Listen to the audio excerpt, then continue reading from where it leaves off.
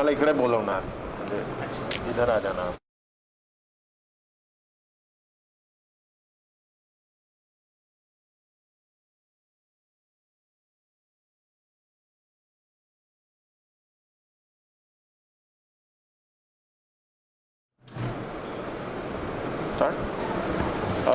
नमस्कार. आज आपण हा फेसबुक लाईव्हच्या माध्यमातून 2-3 विषयावर चर्चा करणार आहे. माझ्यासोबत जिल्ह्याचे माननीय पोलीस अधीक्षक निखिल पिंगलेजी आहे. सोबत मुख्य कार्यकारी अधिकारी जिल्हा परिषद श्री अभिनव गोयल आहे. सोबतच कृषी अधिकारी श्री गावसानेजी आहे. मित्रांनो, एक पॉझिटिव्ह न्यूज हे आहे की आजच्या जर आपण कोरोनाचे पॉझिटिव्ह पेशंट्सचा आकडा बघितला तर ते 100पेक्षा कमी आहे आणि ओव्हरऑल पॉझिटिव्हिटी रेटमध्ये तो 3.5% आलेला आहे. काल राज्य शासनाने जे घोषणा केलेली आहे की जे जिल्ह्यामध्ये 10%पेक्षा पॉझिटिव्हिटी रेट कमी आहे ते जिल्ह्यामध्ये रिस्ट्रिक्शन्सबद्दल डिसिजन घेण्याची जबाबदारी त्यांनी स्थानिक प्रशासनावर सोडलेली आहे. तर त्याच्या अनुषंगाने आम्ही सगळ्यांनी चर्चा केली, काही संघटनाशी सुद्धा चर्चा केली आणि उद्यापासून काय काय रिस्ट्रिक्शन्स आपण ओपन करणार त्याच्याबद्दल आज आपण बोलणार आहे. पण त्याच्यापूर्वी 2-3 विषय महत्त्वाचे ते पण आपल्याला बोलायचे. अगोदर आता पेरणीचा सीझन सुरू झालेला आहे. शेतकऱ्यांच्या महत्त्वाचा हे फेज असते आणि याच्यासाठी काही महत्त्वाची जे सूचना आहे, आमची जे हंगाम पूर्वीचे जे प्लॅनिंग असते, खताच्या बियाणाच्या काय नियोजन केलेलं आहे, तर त्याच्याबद्दल बोलण्यासाठी आमच्याकडे SAO साहेब श्री गावसानेजी आहे, ते त्याच्याबद्दल बोलणार. त्याच्यानंतर आपल्या जिल्ह्यामध्ये ऑक्सिजनच्या जे मागचे 30-40 दिवसामध्ये जे प्रॉब्लेम्स आली होती, पूर्ण महाराष्ट्रामध्ये आली होती ते विषय, तर त्याच्या अनुषंगाने आपला जिल्हा कसा आत्मनिर्भर बने आणि स्वतःच्या ऑक्सिजन निर्मितीमध्ये आपण काही करण्याच्या सगळ्यांच्या मनामध्ये एक संकल्प होता. ते संकल्पनेतून एक ग्रुपनी स्पंदन ऑक्सिजन निर्मिती प्रकल्प ते सुरू केलेला आहे. आणखी काही लोकांनी ऑक्सिजन निर्मिती प्रकल्प सुरू करण्याची उन्होंने हामी भरी आहे. उदगीर में काही लोकांनी त्याची प्लॅनिंग केलेली आहे. निलंगामध्ये सुद्धा काही काम सुरू झालेलं आहे आणि लातूरमध्ये काही डॉक्टरांनी मिळून सहभाग करून एक प्रकल्प ओपन करण्याचा ते केलेला आहे, हामी भरली आहे. तर त्याच्याबद्दल डॉक्टर विश्वास कुलकर्णी थोडक्यात आपल्याला सांगणार. त्याच्यानंतर आपले माननीय SP साहेब हे उद्यापासून जे आपले नवीन रिस्ट्रिक्शन्स जे आम्ही कमी करणार आहे, नवीन रिस्ट्रिक्शन्स नाही म्हणणार, जे आपण कसा पद्धतीने अनलॉक करणार आहे, तर त्याच्याबद्दल डिटेल्समध्ये सांगणार. आणि शेवटी आपले काही प्रश्न असेल, काही डाऊट्स असेल तर त्याचे आम्ही क्लॅरिफिकेशन्स देऊ. तर सुरुवातीला मी विनंती करतो माननीय गावसानेजींना की आपण जे खरीफ हंगामासाठी जे महत्त्वाचे सूचना आहे ते शेतकरी बांधवांना द्यावा आणि जे त्यांच्या मनामध्ये काही डाऊट असेल. आपल्याला भावसुद्धा चांगला मिळाला. यावर्षीसुद्धा आपण जे भारतीय कृषी हवामान विभागाने जे पावसाचा अंदाज वर्तवलेला आहे तो अतिशय चांगला पाऊस येणार आहे अशा पद्धतीचा अंदाज वर्तवलेला आहे. आणि त्या पार्श्वभूमीवरती आपलं जिल्ह्याचं खरीपचं नियोजन आता पूर्ण झालेलं आहे. विशेषतः आपण पाहतो की खरीपचं नियोजन म्हणलं की सोयाबीन हा आपला प्रमुख पीक आहे. आपल्या जिल्ह्यामध्ये जवळजवळ 4.5 लाख हेक्टर म्हणजे 11.25 लाख एकर एवढ्या क्षेत्रावरती आपलं जिल्ह्यामध्ये सोयाबीनचं पीक पेरलं जातं. देशामध्ये आपल्या जिल्ह्याचा 2रा क्रमांक आहे क्षेत्राच्या बाबतीत आणि राज्यामध्ये आपल्या जिल्ह्याचा 1ला क्रमांक आहे. आणि या सगळ्या पार्श्वभूमीवरती मागच्या वर्षी आणि त्याच्या मागच्या वर्षी जे आपल्याला बियाण्याच्या उगवणीमध्ये ज्या अडचणी आल्या होत्या त्या संदर्भात आम्ही मागच्या संपूर्ण वर्षभरामध्ये मागच्या वर्षीचे सोयाबीनच्या काढणीच्या हंगामापासून आतापर्यंत वेगवेगळ्या माध्यमातून शेतकऱ्यांना स्वतःचं घरचं बियाणे वापरण्याच्या संदर्भात आम्ही वारंवार आवाहन केलेलं आहे आणि त्या आव्हानाला प्रतिसाद शेतकऱ्यांनी अतिशय सुंदर दिलेला आहे. आज रोजी जवळजवळ 4.25 लाख क्विंटल एवढं बियाणं शेतकऱ्यांनी स्वतःच्या घरचं ठेवलेलं आहे आमच्या सर्व क्षेत्रीय कर्मचाऱ्याच्या माध्यमातून संपूर्ण मागच्या 5 ते 6 महिन्यामध्ये हे बियाणं कशा पद्धतीने ठेवावं, त्याची उगवण क्षमता कशा पद्धतीनं घ्यावी आणि आता त्याला बीज प्रक्रिया कशा पद्धतीने करावी या संदर्भाची संपूर्ण माहिती मार्गदर्शन आपल्या क्षेत्रीय कर्मचाऱ्याच्या माध्यमातून आम्ही केलेलं आहे। विशेषतः हे बियाणं आपल्याला जे आता उपलब्ध झालेलं आहे त्यासोबतच महाबीजचं बियाणं या संदर्भात शेतकऱ्यांची फार मोठी मागणी असते। ते बियाणं सुद्धा जवळजवळ आपल्याकडे 20,000 क्विंटलपर्यंत उपलब्ध झालेलं आहे। निश्चितपणे शेतकऱ्यांच्या अपेक्षेपेक्षा कमी बियाणं आहे आणि त्याच्यामुळे आम्ही हा पण मान्य जिल्हाधिकारी महोदयांच्या सूचनेनुसार मार्गदर्शनानुसार आम्ही हा निर्णय घेतला होता की प्रत्येक शेतकऱ्याला 1 किंवा 2 बॅगच आपण देण्याचा निर्णय सुद्धा घेतलेला होता। परंतु मी सर्व शेतकऱ्यांना आवाहन करणार आहे की महाबीजचं बियाणं हे तर आपल्याला जेवढं उपलब्ध आहे तेवढं वापरायचंच आहे, परंतु शेतकऱ्याकडे शेतकरी उत्पादक कंपन्याकडे सुद्धा अतिशय चांगल्या पद्धतीनं बीजोत्पादनाचा कार्यक्रम राबवलेला आहे आणि ते बियाणंसुद्धा आपण आपल्याकडे आपल्या बियाण्यासाठी आणि आपल्या सोयाबीनच्या पेरणीसाठी निश्चितपणे वापरलं आवश्यक आहे आणि ते बियाणंसुद्धा मोठ्या प्रमाणात उपलब्ध आहे, ते सुद्धा आपण वापरावं।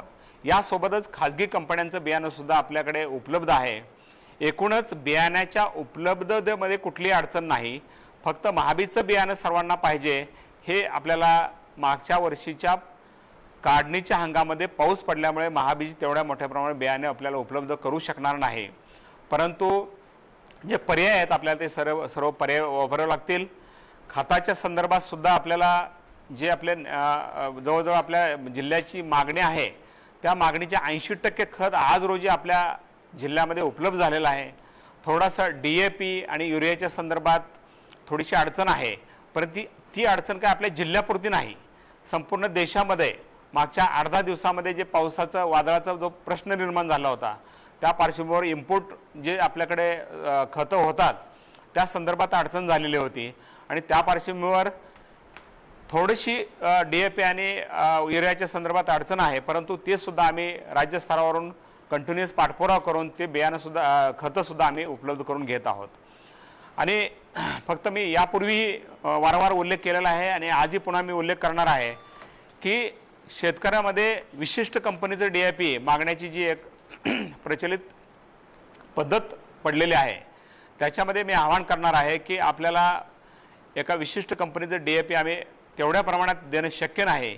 वेगवेगळ्या कंपनीचं DAP आहे, फार मोठा फरक नाही, थोडासा गैरसमज आहे, तो गैरसमज दूर करून आपण जे उपलब्ध आहे त्या कंपनीचं घ्यावं आणि DAPला पर्याय जे खत आहेत 20-20-0-13 असेल किंवा 18-18-10 असेल, 12-32-16 असेल, हे सगळी जी पर्याय आहेत ह्या सर्व पर्यायाचा वापरसुद्धा आपल्याला DAPसाठी आपल्याला करावा लागणार आहे आणि त्यामध्ये आपल्याला कुठल्याही प्रकारची अडचण येत नाही।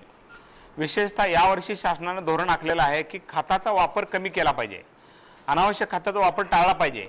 युरियाचा जो आपण आपल्याकडे काही भागामध्ये युरियाचं जे टॉप ड्रेसिंग केलं जातं किंवा सोयाबीनची पेरणी केल्यानंतर 1 महिन्यानंतर युरिया देण्याचा प्रघात काही भागामध्ये आहे, तो सुद्धा आपल्याला बंद केला पाहिजे, कारण त्याचा उलटा परिणाम आपल्याला सोयाबीनच्या पिकावरती आढळून येतो। या सगळ्या गोष्टीचा उपयोग आपल्याला करावा लागणार आहे आणि खताच्या संदर्भात सुद्धा आपल्या जिल्ह्यामध्ये कुठलीही अडचण येणार नाही आणि आम्ही जे शासनाने आणि कृषी विभागाने जे बांधावर खत देण्यासंदर्भाचं अभियान आम्ही सुरू केलेलं आहे त्या अभियानाला सुद्धा आता अनेक शेतकरी चांगले प्रतिसाद देत आहेत। अनेक शेतकऱ्यांच्या गटाने या माध्यमातून खत उपलब्ध करून घेतलेलं आहे। मी या ठिकाणी आवाहन करणार आहे की आपण सुद्धा या अभियानाच्या माध्यमातून आपल्या गावातल्या शेतकऱ्यांचा गट करावा। तो अनौपचारिक गट करायचा आहे, त्याला काय कुठली नोंदणी वगैरे करणं अपेक्षित नाही आणि अशा प्रकारचा गट तयार करून एकत्र येऊन आपण कृषी सेवा केंद्र असेल, डीलर असेल यांच्याकडे मागणी नोंदवून त्या माध्यमातून खतं आपण उपलब्ध करून घ्यायची आहेत।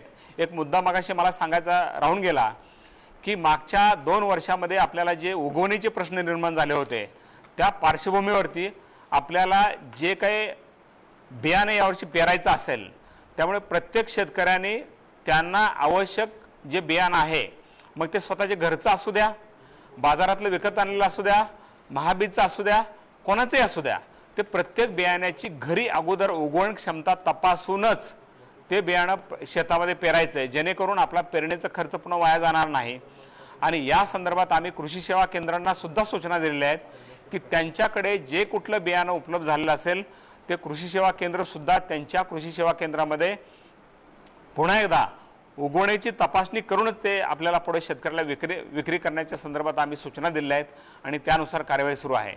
एकूणच शेतकरी म्हणून आपण सुद्धा जागरूक राहण्याची गरज आहे। प्रशासन म्हणून आम्ही तर जागरूक आहोतच आणि जे विक्रेते आहेत त्यांना सुद्धा या संदर्भात आम्ही आवश्यक त्या सूचना दिल्या आहेत आणि याच्या उपरही आपल्याला जर का उगवणीचे प्रश्न निर्माण झाले तर आपण त्या संदर्भात तालुका कृषी अधिकारी कार्यालय, पंचायत समिती, जिल्हा स्तरावरची कार्यालय कृषी विभागाची या सर्व स्तरावरती तक्रार निवारण कक्ष स्थापन केले आहेत, भरारी पथकं स्थापन केले आहेत। आपण आपल्या उगवणीच्या संदर्भात जर काही अडचण आली तर निश्चितपणे आमच्याकडे तक्रार करा, तात्काळ आम्ही त्याचे पंचनामा करू आणि त्या संदर्भाची नुकसान भरपाई देण्याच्या संदर्भात सुद्धा आम्ही त्यांना आदेश देऊ। बियाणं खतं हा आपला प्रमुख बाब आहे, त्या संदर्भात आपण नियोजन केलेलं आहे। आता आपल्याला उत्पादन वाढवण्याच्या संदर्भात 3-4 गोष्टी करणं आवश्यक आहे। जसं बियाण्याची उगवण क्षमता तपासणी हा एक मुद्दा आहे, बियाणाला बीज प्रक्रिया करणे हा दुसरा मुद्दा आहे, जसं बेबीएफच्या पद्धतीनं किंवा बेबीएफ यंत्राच्या सहाय्याने पेरणी करणे हा तिसरा मुद्दा आहे आणि रासायनिक खताचा वापर कमी करणे हा चौथा मुद्दा आहे। अशा प्रकारचे 4 ते 5 गोष्टींमध्ये जर आपण काम केलं तर आपला खर्चही कमी करणं होणार आहे, उत्पन्नही वाढणार आहे आणि मागच्या वर्षी आपण ह्या सगळ्या गोष्टीचा अनुभव घेतलेला आहे। अनेक गावामध्ये अनेक शेतकऱ्यांनी बेबीएफच्या पद्धतीने पेरणी केली आणि त्यांना 10 ते 15-20% उत्पन्न वाढलेलं आहे आणि यावर्षी मात्र स्वतः अनेक शेतकऱ्यांनी बेबीएफचं यंत्र ज्याची किंमत 60,000 रुपये बाजारामध्ये आहे अशा प्रकारचे यंत्र खरेदी करून त्यांनी तयारी केलेली आहे। मी या ठिकाणी आवाहन करणार आहे की आमच्या सर्व क्षेत्रीय अधिकारी कर्मचाऱ्याच्या माध्यमातून आपल्याला गावोगावी या संदर्भाची माहिती देण्यात येत आहे, दिलेली आहे, यापुढेही देण्यात येत आहे। ही सर्व माहिती घ्यावी आपण आणि या संदर्भात आपलं उत्पन्न वाढवण्यासाठी प्रयत्न कराव्या। कृषी विभागाची योजना महाडीबीटीच्या माध्यमातून आपल्या राबवण्याची सुरू आहे। महाडीबीटीचं ऑनलाईन अर्जाची प्रक्रिया अजूनही सुरू आहे, ज्यांनी कोणी अर्ज करायचे राहिले असतील तर त्यांनी अर्ज करावेत। पोखराच्या गावं जे आपल्याकडे 282 गाव आहेत त्या गावामध्ये फळबाग लागवड असेल, तुती लागवडीची योजना असेल, बांबू लागवडीची योजना असेल, या सर्व योजनेमध्ये आपण सक्रिय सहभाग घ्यावा। आमच्या सर्व अधिकारी कर्मचाऱ्यांना आम्ही तशा सूचना दिलेल्या आहेत आणि या संदर्भात काही आपल्या सूचना असतील, काही अडचणी असतील, काही तक्रार असतील तर निश्चितपणे आमच्याकडे आपण संपर्क करावा। एवढंच या ठिकाणी मी आवाहन करतो आणि माझे 2 शब्द संपवतो। धन्यवाद। राम राम।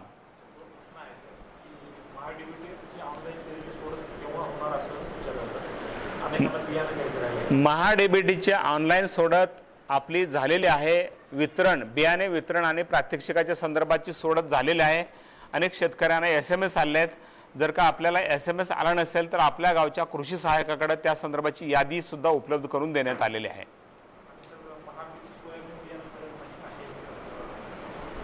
महाबीजच्या सोयाबीन बियाण्याच्या संदर्भात मी आताही सांगितलेलं आहे, मी पुन्हा एकदा सांगणार आहे की महाबीजचं सोयाबीन बियाणे हे लिमिटेड आहे, सर्वांना मिळणं शक्य होणार नाही।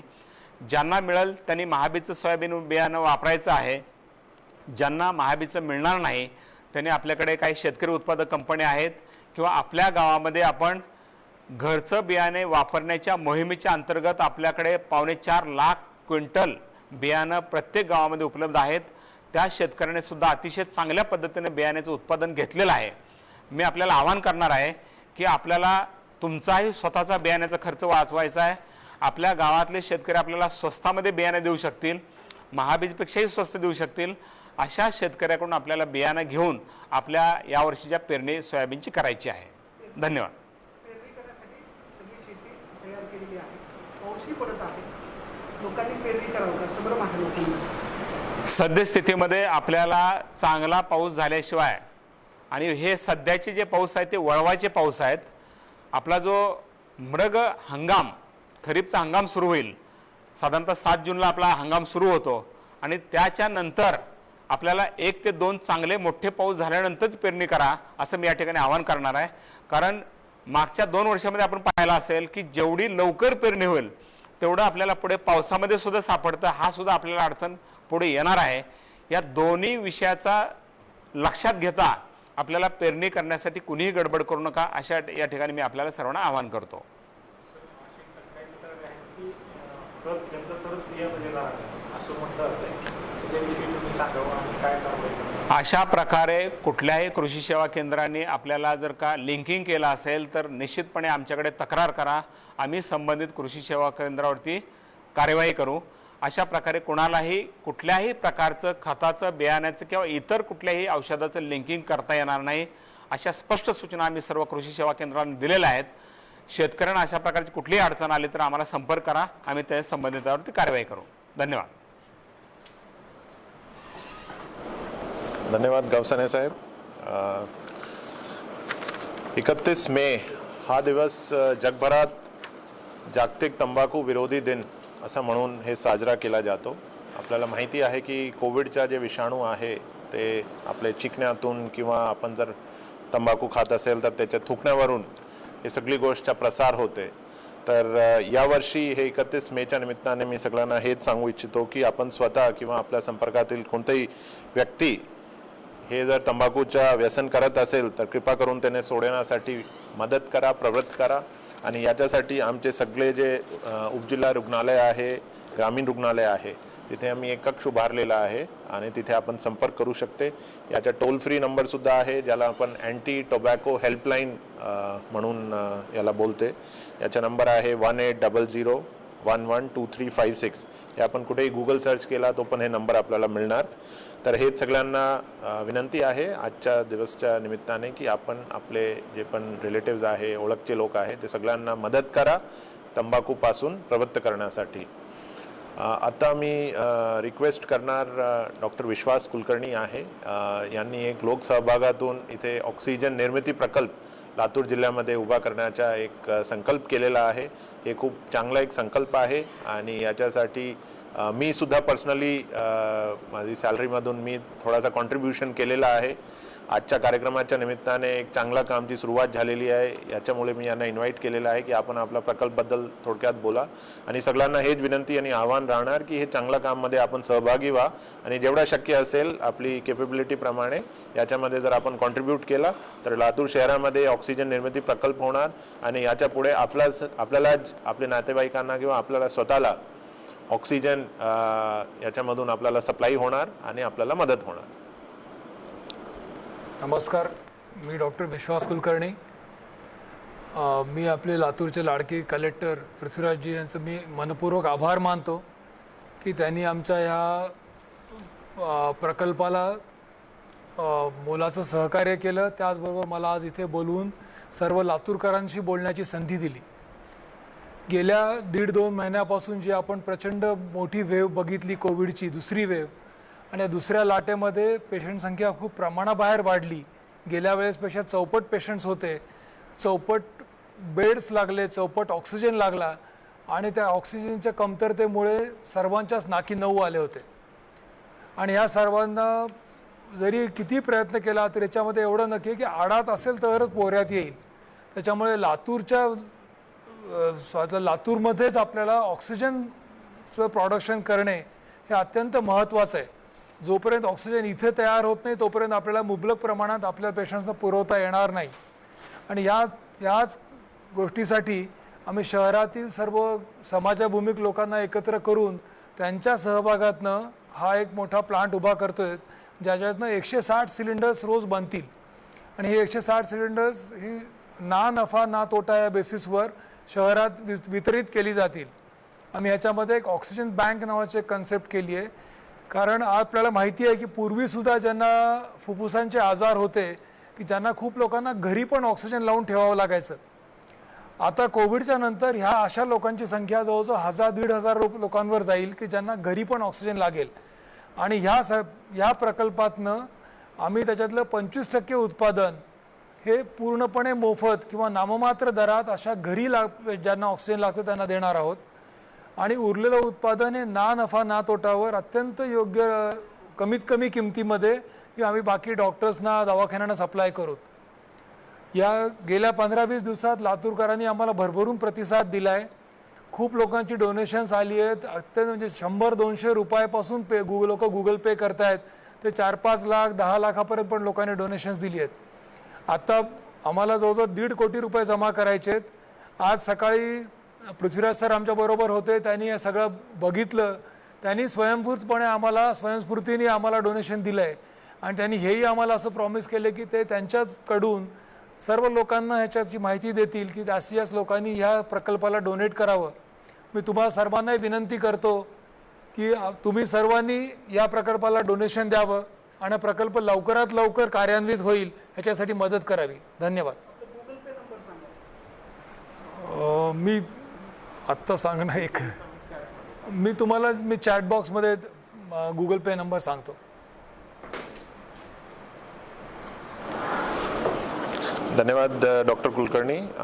आमची हेच प्रार्थना राहील की लवकरात लवकर हे प्रोजेक्ट कार्यान्वित होईल लातूर जिल्ह्यामध्ये आणि आपलं जे ऑक्सिजनची धावपळ होती ते कधी अशी सिच्युएशन येऊ नका आणि आपण सगळे आत्मनिर्भर होऊ आपल्या ऑक्सिजनसाठी. आता मी रिक्वेस्ट करणार माननीय मुख्य कार्यकारी अधिकारी जिल्हा परिषद श्री अभिनव गोयल हे थोडक्यात आपल्याला वॅक्सिनेशनबद्दल अपडेट देणार आणि म्युकरमायकोसिसमध्ये ग्रामीण भागामध्ये यांनी एक नवीन कार्यक्रम सुरू केलेला आहे त्याच्याबद्दल हे थोडक्यात माहिती देणार. सर्व लातूरकरांना माझा नमस्कार. जसं की सर्वांना माहीत आहे की हळूहळू आता आमच्या जिल्ह्याचे कोरोनाचे रुग्ण कमी होत आहे. आजचा जर आकडा पाहिला तर 100पेक्षा कमी रुग्ण आले आणि त्याचबरोबर पॉझिटिव्हिटी रेट जे आपला आहे ते सुद्धा खूप कमी चालला आहे. 5% कमी आजचा पॉझिटिव्हिटी रेट आहे. हे समाधानकारक बाब आहे. पण तरीसुद्धा सर्वांना माहीत आहे की कोविडचे नंतरच्या आणखी एक आजार आला आहे ज्याला म्हणतो म्युकरमायकोसिस, ज्याला मराठीमध्ये किंवा हिंदीमध्ये म्हणतो काली बुरशी. तर हे जे आजार आहे की ज्या लोकांमध्ये काही डायबिटीजचे सिम्पटम्स आहे, काही स्टेरॉइडमुळे जास्त रुग्ण गेले त्याच्यामुळे म्युकरमायकोसिसचा आजार येतो. आम्ही आता म्युकरमायकोसिसचे रुग्ण शोधण्यासाठी ग्रामीण भागामध्ये आणि शहरी भागामध्ये आमचे आरोग्य खात्यामार्फत आमचे आशा वर्कर्स ANMs त्यांच्यामार्फत घरी घरी जाऊन भेट देणार. मागच्या 1-1.5 महिन्यापासून जे काही कोविड पेशंट्स आले ज्यांना म्युकरमायकोसिस होऊ शकते त्यांना आम्ही घरी घरी जाऊन भेट देणार आणि ज्यांना लक्षण आहे किंवा म्युकरमायकोसिसचे लक्षण सारखे दिसते त्यांना आम्ही शोधून काढणार जेणेकरून त्यांच्यावर लवकर उपचार होऊ शकतो. मी हे सांगून इच्छितो की प्रत्येक ग्रामीण रुग्णालयामध्ये म्युकरमायकोसिससाठी दररोज त्यांची चाचणी होणार, त्याचबरोबर त्यांच्या एक्झामिनेशन होणार, त्यांच्यावर उपचार होणार.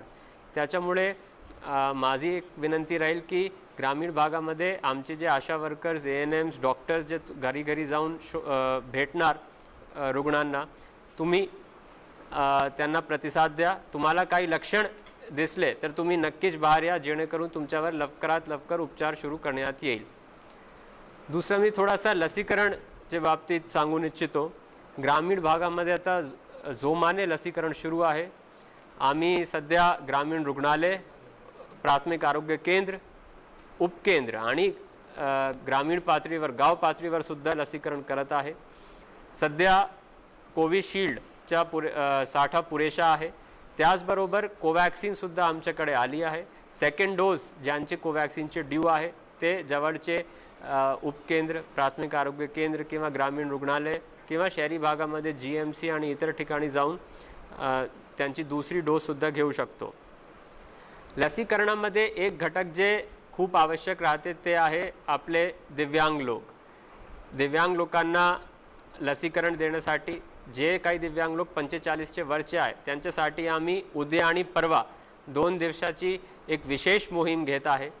ह्या 2 दिवसात आमचा असा प्रयत्न आहे की जेवढे आमच्याकडे दिव्यांग लाभार्थी आहेत त्यांना आम्ही सर्वांना लसीकरण करून घेणार. त्याच्यामुळे उद्या आणि परवा सर्व प्राथमिक आरोग्य केंद्रावर फक्त दिव्यांग लोकांसाठी विशेष सत्र ठेवलं जाणार जेणेकरून त्यांच्या लसीकरण प्राधान्यावर होणार आणि त्यांची जे काही अडीअडचणी आहे ते सुद्धा सुटून जाईल. याच्या बाबतीत आम्ही सर्वांना निर्देशसुद्धा दिले आहे. आमची सर्व टीम्ससुद्धा तयार आहे. माझी सर्व ग्रामीण भागाच्या लोकांना विनंती राहील की तुम्हीसुद्धा प्रतिसाद द्या. तुमच्या जवळच्या केंद्रावर जाऊन जास्तीत जास्त लोकांना जे तुमच्या जवळचे जे काही दिव्यांग लोक आहेत, दिव्यांग रिलेटिव्ज आहे, मित्रमंडळीमध्ये असू शकते, त्यांना लसीकरणचा लाभ घ्यायला सांगा. त्याची माझी विनंती राहील. धन्यवाद.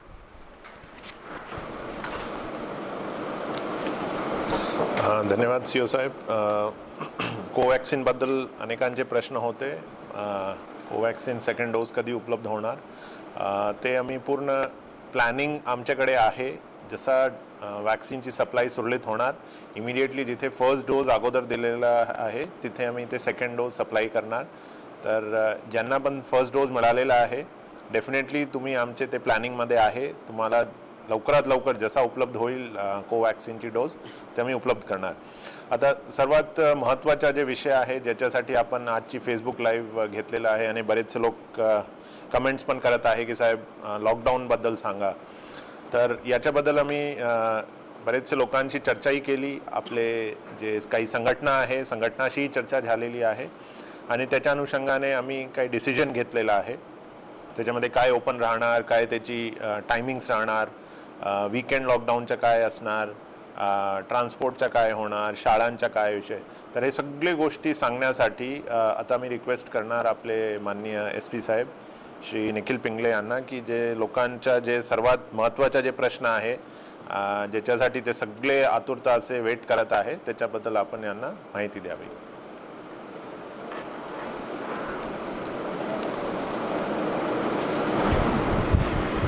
सगळ्यात महत्त्वाच्या मुद्द्यांकडे आधी आपण लक्ष घालूया.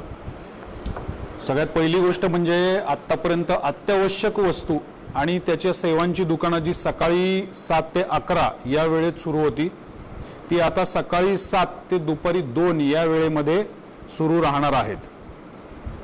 अत्यावश्यक गटात नसलेली इतर दुकाने, पण या इतर दुकानामधून शॉपिंग सेंटर असतील, मॉल असतील किंवा अशा स्वरूपाचे ज्या ठिकाणी एकत्रित मोठ्या प्रमाणामध्ये, म्हणजे ज्याला इंग्रजीमध्ये आपण नॉन स्टँड अलोन शॉप्स म्हणतो, अशी दुकानं सुद्धा सकाळी 7 ते 2 या वेळेत चालू राहतील. परंतु हे फक्त आठवड्यातले 5 दिवस, सोमवार ते शुक्रवार असणार. शनिवार रविवार मात्र हे सर्व दुकानं बंद राहणार आहेत. महत्त्वाची बाब म्हणजे अशा भागात आवश्यक वस्तूंच्या जोडीने आवश्यक नसलेल्या वस्तूंचं देखील ई कॉमर्सच्या माध्यमातून वितरण करता येईल. ई कॉमर्स म्हणजे प्रोफेशनल ई कॉमर्स असलं पाहिजे. मग ॲमेझॉन कुरिअर असेल, ब्लू डार्ट असेल, फ्लिपकार्ट असतील वगैरे वगैरे इतर गोष्टी. दुपारी 2 वाजल्यानंतर मात्र महत्त्वाचा मुद्दा आहे, लक्षात घ्या, दुपारी 2 वाजल्यानंतर मात्र वैद्यकीय किंवा इतर आणीबाणीच्या प्रसंगाव्यतिरिक्त व्यक्तींच्या हालचालींवरती निर्बंध राहणार आहेत. कोरोनाविषयक काम करणाऱ्या कार्यालयांव्यतिरिक्त या कार्यालयांबाबतचे निर्बंध जे आहेत ते ऑलरेडी आधीच्या आदेशांमधून डिक्लेअर करण्यात आलेले आहेत.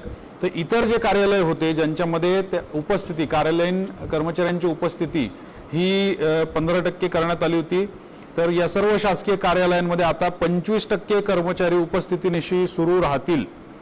आणि यामध्ये देखील संबंधित विभाग प्रमुखास जर असं वाटत असेल की अधिक उपस्थितीची आवश्यकता आहे तर ते डिस्ट्रिक्ट डिझास्टर मॅनेजमेंट ऑथॉरिटी म्हणजे जिल्हा आपत्ती व्यवस्थापन प्राधिकारी यांची परवानगी घेऊ शकतात.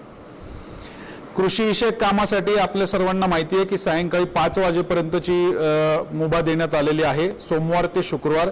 येणारा पावसाळा खरीप हंगामाच्या पेरणीसाठी तयारी करण्यासाठी शेतकरी बांधवांसाठी ही मुभा देण्यात आधीपासून आलेली आहे. यामध्ये नवीन कुठलाही बदल नाही. त्याचबरोबर दुकानांना या पुरवठा केल्या जाणाऱ्या वस्तूंच्या वाहतुकीवर निर्बंध राहणार नाही. बऱ्यापैकी आधीच्या आदेशांमध्ये ज्या पद्धतीने अंमलबजावणी करत होते त्याच पद्धतीने आताही केली जाणार आहे, विशेषतः या बाबींवरती. पूर्वनियोजित लग्न व त्या अनुषंगिक समारंभासाठी 25 व्यक्तींच्या मर्यादेत ते कार्यक्रम स्वगृही पार पाडायचे आहेत. कोणत्याही परिस्थितीत समारंभाचा कालावधी हा 2 तासापेक्षा जास्त असणार नाही याची सर्वांनी दक्षता घ्यायची आहे. अंत्यविधीस 20 व्यक्तींना परवानगी असेल. पुढचा मुद्दा आहे की राज्यात राज्याबाहेर कोणत्याही मंडळ, विद्यापीठ किंवा प्राधिकरणांकडून घेतल्या जाणाऱ्या परीक्षांसाठी विद्यार्थ्यांना परवानगी असेल आणि त्याचा म्हणजे प्रवासाची परवानगी आणि त्याचा पुरावा म्हणून परीक्षेचे प्रवेशपत्र हालचालीसाठी प्रवासासाठी ग्राह्य धरण्यात येईल. उदाहरणार्थ येत्या काही दिवसांमध्ये मेडिकलचे सुद्धा एक्झाम्स होणार आहेत. आधीच्या सूचनेनुसार किंवा आधीच्या नियमांनुसार आणि ते जर पार पाडले गेले तर त्यावेळी तुम्हाला तुमचे प्रवेशपत्र हे वापरता येऊ शकतील.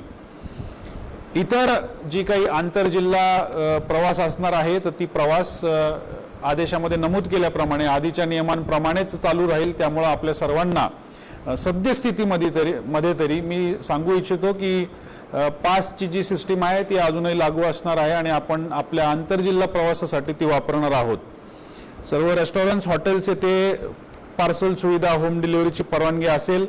ज्या ठिकाणी रेस्टॉरंट्स आहेत, जिथं निवासी व्यवस्था असते, लॉजिंग असतं, त्या ठिकाणचे जे रेस्टॉरंट्स आहेत त्या रेस्टॉरंट्समधली लोक तिथे राहणाऱ्या लोकांना, इन हाऊस गेस्ट यांना रूम डिलिव्हरी देऊ शकतील. वर्तमानपत्रे, छपाई, विक्री आणि वितरण हे देखील दुपारी 2 वाजेपर्यंत याला देखील परवानगी असणार असेल. मात्र सर्व शाळा, महाविद्यालय, खाजगी कोचिंग क्लासेस सद्यस्थितीमध्ये तरी बंद राहतील. विद्यापीठाने मात्र निर्धारित केलेल्या परीक्षा या कोविड-19 सुरक्षा नियमांचे पालन करून घेता येऊ शकतील. सार्वजनिक आणि खाजगी वाहतूक जी आहे ती प्रवासी क्षमतेच्या 50% म्हणजे आधी निर्गमित केलेल्या नियमांप्रमाणेच चालू राहणार आहे. त्याचबरोबर इत्यादी सर्व सामाजिक, धार्मिक, सांस्कृतिक, राजकीय कार्यक्रम, क्रीडा प्रकार, व्यायामशाळे, क्रीडा संकुले इत्यादी बंद राहणार आहेत. अशा पद्धतीने सद्यस्थितीमध्ये येणाऱ्या 15 दिवसांसाठी आपल्याला ब्रेक द चेनच्या नियमावलीची अंमलबजावणी करायची आहे.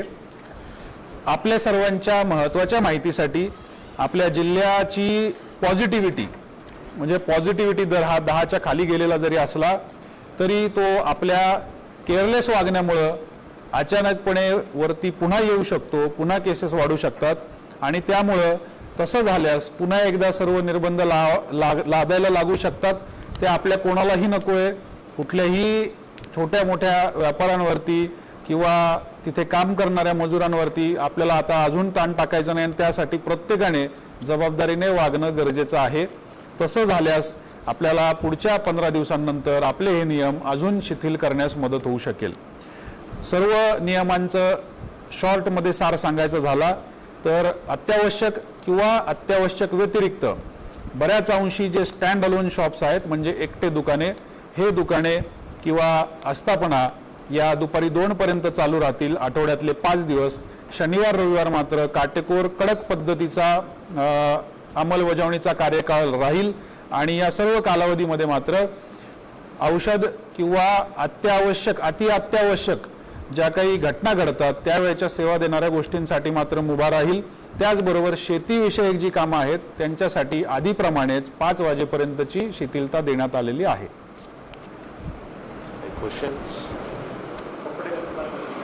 सर्व अत्यावश्यक नसलेले दुकाने देखील 2 वाजेपर्यंत चालू राहणार आहेत.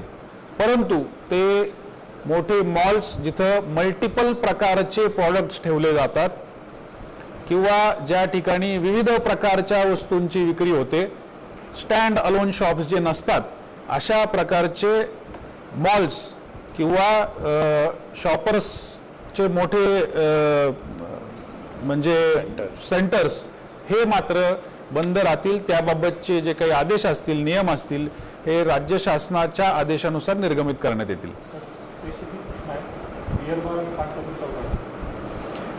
सर्व 2 वाजेपर्यंत चालू नाही. बियर बार, हॉटेल्स, रेस्टॉरंट्स याच्यामध्ये होम डिलिव्हरी ते पार्सल सेवा अलाउड आहे. तिथे बसून जेवण करण्याच्या ते अलाउड नाही. जसा SP साहेबांनी सांगितलं, मी परत तेच रिपीट करतो, आपल्याला खूपच सरळ भाषामध्ये सांगतो की आपले जे रिस्ट्रिक्शन्स होते त्याच्यामध्ये काय सूट मिळालेली आहे. जे सगळे शॉप्स जे आपण बंद केले होते, नॉन इसेन्शियल शॉप्स ज्याला आपण म्हणते, ते सगळे शॉप्स सकाळी 7 से दुपारी 2 पर्यंत चालू राहणार. वीकेंड लॉकडाऊन आपला कंटिन्यू राहणार आहे. हे नॉन इसेन्शियल शॉप्समध्ये तुमचे कापडचे दुकान आले, तुमचे हार्डवेअरचे दुकान आले, तुमचे ज्वेलरीचे आले, फुटवेअरचे आले, हे सगळे त्याच्यामध्ये इन्क्लुडेड आहे. पण जसं आपण हे आता एक पाऊल उचललेलं आहे की आपण हे सगळे रिस्ट्रिक्शन्स काढलेले आहे नॉन इसेन्शियल शॉपसाठी, तर सगळ्यांना हेच विनंती आणि आवाहन आहे की जर आपण हे स्टेप घेतला आणि आपण ते कोविड अप्रोप्रिएट बिहेवियर ज्याला म्हणते ते आपण नाही पाळला, ते दुकानामध्ये खूप गर्दी झाली, दुकानदारांनी काही कंट्रोल नाही केला, तर अशा परिस्थितीमध्ये केसेसची संख्या वाढू शकते आणि आपल्याला परत नाईलाजाने लॉकडाऊनवर जे आपण पूर्वीचे रिस्ट्रिक्शन्स लावलेले आहे ते परत लावण्याची शक्यता नकारता येत नाही. सगळे लातूरकरांनी आजपर्यंत जेवढा सहकार्य केलेला आहे त्याच्याबद्दल मी खूप आभारी आहे. आपण सगळ्याच्या सहकार्यामुळे आपण आज 3.5% पॉझिटिव्हिटी रेटवर आलेला आहे. राज्यामध्ये आणखीन काही जिल्हे आहे जिथे 10% पेक्षा जास्त पॉझिटिव्हिटी रेट आहे आणि तिथे ते लॉकडाऊन कंटिन्यू आहे. मात्र आपण याच्यामध्ये फॉर्च्युनेट आहात की आपली कमी झालेली आहे, ज्याच्यामुळे शासनाने आपल्याला परवानगी दिलेली आहे की तुम्ही स्थानिक स्तरावर असे डिसिजन घेऊ शकते. पण याच्या आपल्याला काळजी आपल्याला घ्यावी लागेल.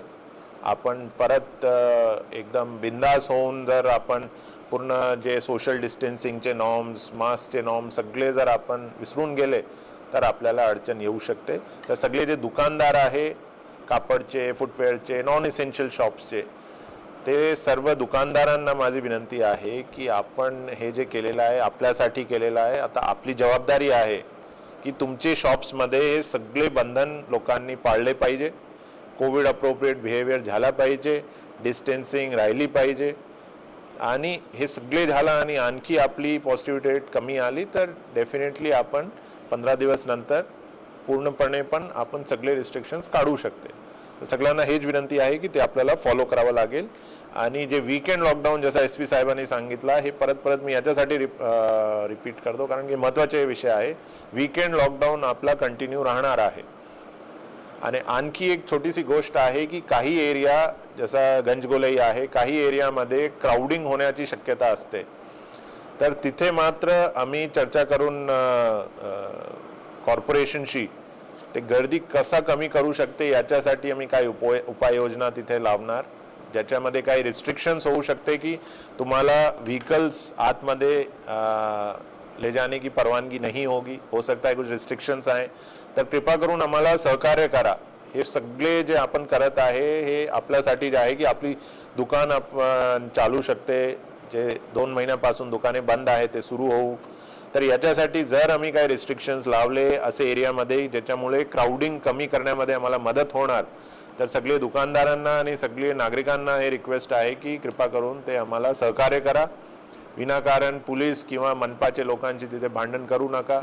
हे फक्त गर्दी कंट्रोल करण्यासाठी जे आहे, ज्याच्यामुळे आपली जे ट्रान्समिशन आहे व्हायरसचा ते आपण कंट्रोल करणार आणि ब्रेक द चेन जे आपण काही प्रमाणात मध्ये आपण यशस्वी झालेला आहे ते आपण कंटिन्यू करू. शाळाबद्दल आणखी वरून काही गाईडलाईन्स आलेली नाही. तर शाळा आणि कॉलेजेस आणि जसं कोचिंग सेंटर्स स्पेसिफिकली लातूरसाठी हे सगळे बंद राहणार पुढच्या आदेशपर्यंत. बँकाची वेळ बदलणार आहे का? बँकाची वेळ 2 वाजतापर्यंत आपण सांगितलेलं आहे. आता काही बँक 9 से 2 करणार, काही बँक 10 से 2 करणार. तो बँकावर डिपेंडेंट आहे. पण हे आपल्याला याद रखने की आवश्यकता आहे की 2 बजे तक आपल्याला मुभा आहे. 2 बजे नंतर कृपा करून सगळ्यांनी आपापल्या घरामध्येच राहायचे, विनाकारण कुठेच गर्दी नाही करायचे. सर, बचत गट व मायक्रो फायनान्स कडून घेतलेल्या कर्जाच्या हप्त्याला 2 महिने स्थगिती देण्यात. बचत गट आणि मायक्रो फायनान्सचे माझ्याकडे तक्रार आलेली आहे. 1-2 तक्रारामध्ये मी स्पेसिफिकली जे आमचे लीड बँक मॅनेजर आहे त्यांच्याशी मी बोललेलं आहे आणि ते प्रकरणामध्ये काही सूट दिली आहे ते कंपनीनी लोकांना. तर असे जे पण लोकांची तक्रार आहे, माझी हे रिक्वेस्ट राहणार की तुम्ही स्पेसिफिकली डिटेल सोबत आम्हाला आयदर ईमेल करा laturcollector@gmail.com किंवा आमच्या ऑफिसमध्ये तुम्ही डिटेल सोबत ते दाखल करा. आम्ही प्रयत्न करू. हे कठीण काळ आहे, डेफिनेटली कठीण काळ आहे सगळ्यांसाठी. लॉकडाऊन होता ज्याच्यामुळे ते EMI रिपेमेंट करण्यामध्ये नॅचरली प्रॉब्लेम्स येत आहे. तर ते सॉल्व्ह करण्यासाठी आम्ही डेफिनेटली प्रयत्न करू. आपण मात्र डिटेल्स आम्हाला ईमेल करा किंवा पत्राद्वारे द्या आणि आम्ही सूचना देऊ LDM मार्फत सगळे असे इन्स्टिट्यूट्सला की तुम्हाला थोडासा याच्यामध्ये रिलॅक्सेशन्स देण्याची आवश्यकता आहे.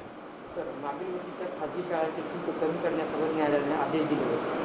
तर त्याबाबतचे आदेश शिक्षण विभागाने जारी केलेले आहेत किंवा आपण करायला सांगितलं. नाही, अजून असा काही आदेश जारी नाही झालेला आहे, पण मी परत एकदा माननीय CO साहेब आहे यांच्याकडे शिक्षण अधिकारी प्राथमिक, शिक्षण अधिकारी माध्यमिक आहे, तर आम्ही परत एकदा चर्चा करतो आणि याच्यामध्ये जे शक्य असेल ते डेफिनेटली आम्ही प्रयत्न करू मदत करण्याचा.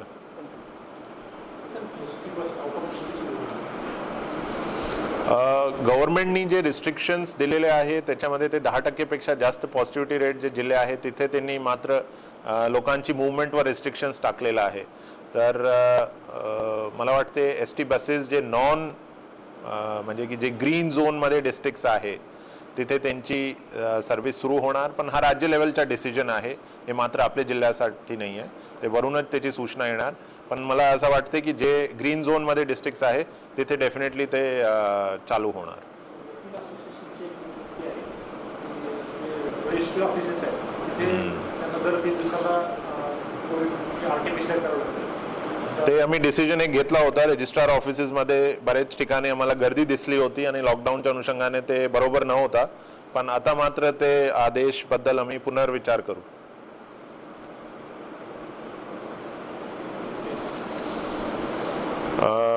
ठीक आहे, मला वाटते महत्त्वाचे विषय आपण कव्हर केलेले आहे. सगळ्यांना हेच परत आव्हान आहे आणि विनंती आहे की आपण जे सहकार्य आम्हाला दिलेलं आहे ज्याच्यामुळे आपण सेकंड वेव्ह ऑलमोस्ट आपण कंप्लीट केलेला आहे. आता आपली पॉझिटिव्हिटी रेट 3.5% आलेली आहे, तर हा कंटिन्यू करण्यासाठी आपला सहकार्य पाहिजे. जोपर्यंत एक सफिशियंट नंबरमध्ये वॅक्सिनेशन होत नाही तोपर्यंत जर आपण कम्प्लिटली रिस्ट्रिक्शन्स काढले तर जे थर्ड वेव सगळे म्हणत आहे ते लवकर येऊ शकते. तर आपल्याला ते थर्ड वेव आना नहीं चाहिए, या तो उसको डिले करना है, तो उसके लिए हमें कुछ रिस्ट्रिक्शंस रखने पड़ेंगे. आप लोगों को basic precautions, Covid appropriate behaviour follow करना पड़ेगा, और जैसे वैक्सीन की सप्लाई इंप्रूव होगी हम बहुत ही एग्रेसिव तरीके से वैक्सीनेशन प्रोग्राम डिस्ट्रिक्ट में शुरू करने वाले हैं. धन्यवाद.